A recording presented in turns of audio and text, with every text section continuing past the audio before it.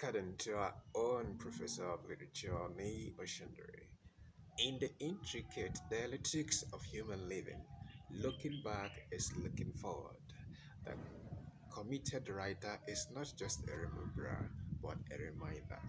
All right, and this assertion was affirmed by our own Chinua Achebe when he said that the people who do not know where the rain began to beat them wouldn't know where they tried their body.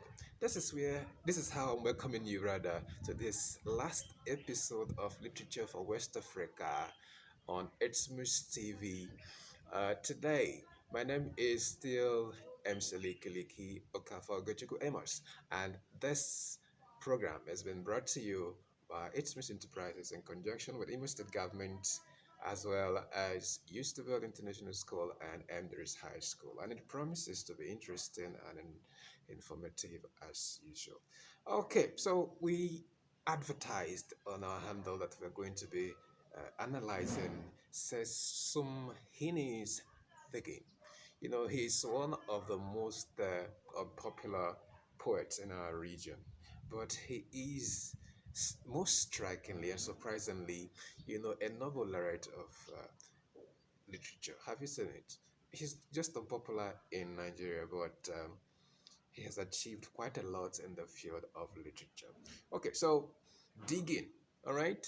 Like I've always said, for any poem to be understood, it's very important that the socio-cultural underpinnings or sensibilities of the locale that gave rise to the composition or writing of that poem is very, very important to be interrogated.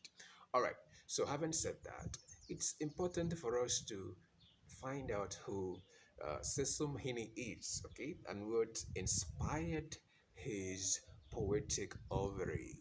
All right, so who is he? He's from Ireland, and then it's important that we put into consideration the years, okay, in which he wrote his poetry. You know, he's one of the poets that wrote after the post Second World War, okay, after the Second World War, rather, okay.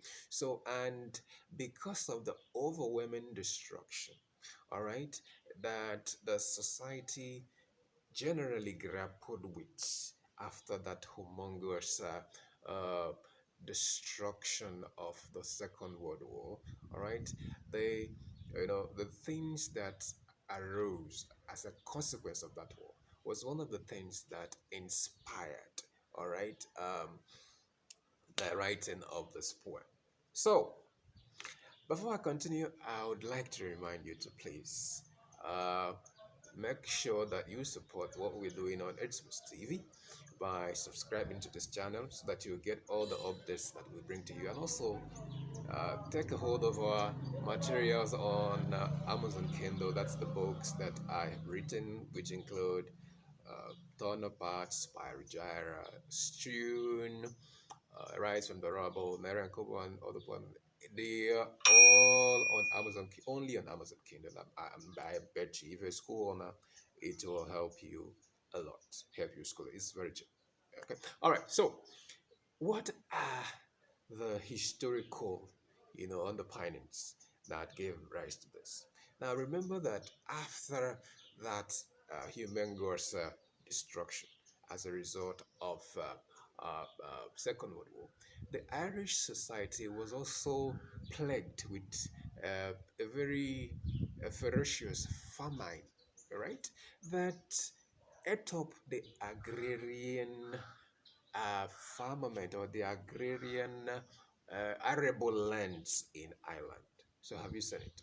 It was difficult for them to cultivate, all right, their own food, all right. Agricultural activities came to a halt because of that famine, all right. So what are the consequences? The first one is hunger and grim poverty. Have you seen it? So if you read through the lines of this poem, these are the things, the infallible notions that the poet is talking about. Although he is saying that He is not going to, toe the path of his phobias, all right, by continuing to dig with the instrumentality of hoed and a spade, but he's going to dig with his pen. Have you seen it? So that's what we're going to find out in this one. So let's take a look at the first few lines of this poem as we continue here. Now remember that we said um, between my finger and my thumb, a squat pen rests snug as a gun. Under my window, a clean rasping sound. When the spade sinks into gravelly ground, my father digging, I look down till his strand rump among the feathered bends low, comes up 20 years away, stooping and reading through potato drills where he was digging. So have you seen it? So it talks about the agricultural activity, all right, and which is one of the major, you know, ways of survival of people in Irish community of those days. It was, remember, there are phases of development. You had the agrarian revolution, you have the industrial revolution, you were in the information age. That age was an agricultural age. So what they did majorly for survival was to, engage in agricultural activities. So have you seen it now? So that's the angle with which to look at it for us to understand or properly, know what the direction the poet was going in this poem. So have you seen it now? So what are the things, the talking points of the poem? That is, the major themes of this poem. Now, if you look at it's written, not the stanza, there's a way it's written. You have long stanzas, you have very short stanza. So there's a way it's, so if you look at the fifth or sixth verse, which is a longer one, which talks about abundance, all right, coming from the background of famine to create abundance. That's the poet is saying that in as much as the society has been destroyed because of, as a result of war, and then famine, and then colonialism. They went through that very harrowing experience of colonialism in the hands of English people. So have you seen it? In spite of all the difficulties, it is possible to create abundance out of difficulty. That's what the poet is saying, and that's found in the fifth or sixth stanza of this poem.